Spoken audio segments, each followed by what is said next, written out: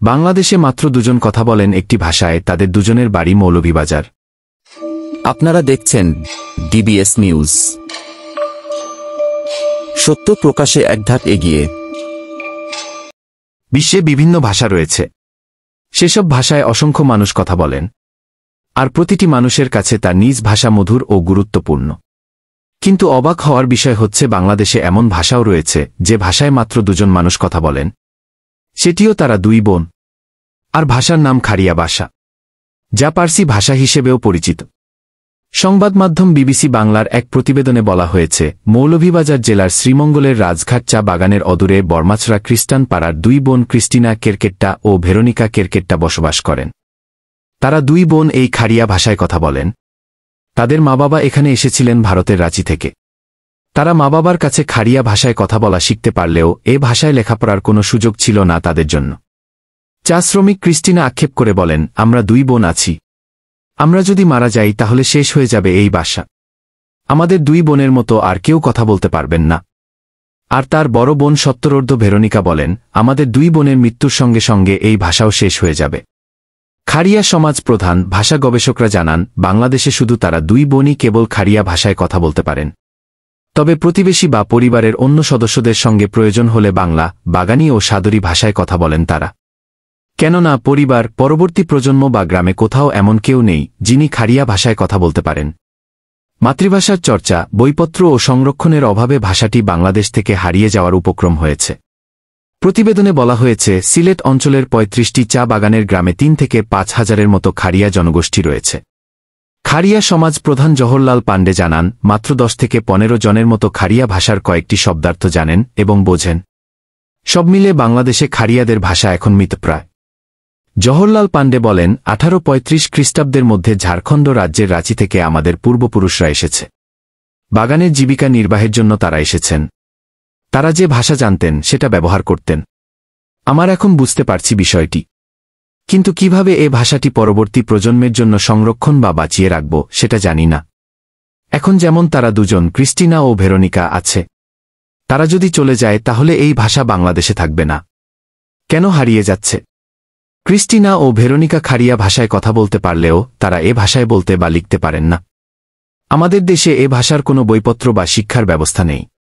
আবার চা বাগান এলাকায় মিশ্র জাতির বসবাস হওয়ায় সেখানে এখন প্রচলিত ভাষা ও বাংলায় প্রাথমিক শিক্ষার ব্যবস্থা রয়েছে। ক্রিস্টিনা জানান, তাদের সন্তানরা স্কুলে যায়, বাংলা ভাষায় পড়ালেখা করে, কথা বলে ও বাংলা ভাষাকে ভালোবাসে। বর্মাছড়া গ্রামের শিশুরা যে স্কুলে প্রাথমিক শিক্ষা নেয় সেখানে অন্তত ৮টি নিগোষ্ঠী রয়েছে। বর্মাছড়া শিশু শিক্ষাকেন্দ্র শতাধিক শিক্ষার্থীর মধ্যে ১৮ থেকে ২০ জনের মতো খাড়িয়া শিশু রয়েছে। স্কুলে দুজন খাড়িয়া সম্প্রদায়ের শিক্ষিকাও রয়েছে, কিন্তু তারাও খাড়িয়া ভাষায় কথা বলতে পারেন না। এদেরই একজন লিজা নানোয়ার বলেন, এখানে আমরা খুব সংখ্যালঘু, জন্ম থেকেই আমরা ভাষাটি শুনিনি। দু একজন অবশ্য পারে, তারা বাড়িতে ব্যবহার করে ভাষাটি। আমরা তো সামগ্রিকভাবে ভাষাটি পাইনি, শুধু মৌখিকভাবে শুনেছি, বইও দেখিনি আমি। বলা যায় ভাষাটা আমরা হারিয়ে ফেলছি। আর এখানে স্কুলে পড়ানোর মাধ্যম হল বাংলা। এ অবস্থায় এটা বুঝতে পারি যে আসলে অনেক কিছুই হারিয়েছি আমরা। ভাষা সংরক্ষণের দাবি। ভারতের উড়িষ্যা এবং ঝাড়খণ্ডে প্রচলিত রয়েছে খাড়িয়া ভাষা। সেসব অঞ্চলে এ ভাষার শিক্ষা ব্যবস্থা রয়েছে, বইপত্র ও ব্যাকরণও রয়েছে। কিন্তু বাংলাদেশে এই খাড়িয়া ভাষা সংরক্ষণ কিংবা পাঠদানের কোনো ব্যবস্থা নেই। এ ব্যাপারে ক্রিস্টিনা বলেন, আমাদের দেশে খাড়িয়া জাতি পাবেন, এ জাতির মানুষ পাওয়া গেলেও এই ভাষা পাবেন না।